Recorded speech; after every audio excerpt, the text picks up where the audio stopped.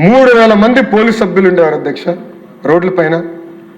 ఆనాటి ముఖ్యమంత్రి జగన్మోహన్ రెడ్డి గారు రావాలంటే పరదాలు కట్టుకుని తిరిగేవారు అధ్యక్ష. ఎందుకంటే ఆయన భయంలో బతికాడు. ఆయన తెలుసు తప్పు చేశారని అధ్యక్ష. అధ్యక్ష ఆనాడు మహిళలు పెద్ద ఎత్తున పోరాడితే చూడండి అధ్యక్ష, మహిళల్ని పోలీస్ బూట్ కాలుతో తన్నారు అధ్యక్ష. ఏకంగా అధ్యక్ష మహిళలు జుట్టు పట్టుకునే లాగారు అధ్యక్ష. వాళ్ళు అడిగింది ఏంటి? మాకు న్యాయం చేయండి, ఆనాడు ప్రభుత్వం మాకు హామీ ఇచ్చింది, ఆ హామీకి మీరు కట్టుబడి ఉండాలని అడిగినందుకు జుట్టు పట్టుకుని అలాగారు అధ్యక్ష. అంతేకాదు అధ్యక్ష, భూమి ఇచ్చిన దళిత రైతులకి సంఖ్యలేసి కోర్టుకి తీసుకెళ్లారు అధ్యక్ష.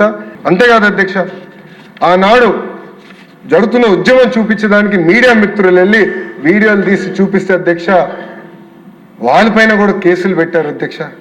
ఒక్క ఈటీవీ విలేకరి పైన అటెంప్ట్ రేప్ కేసు కూడా పెట్టారు అధ్యక్ష. అంటే ఎవరిని వదిలిపెట్టలేదు.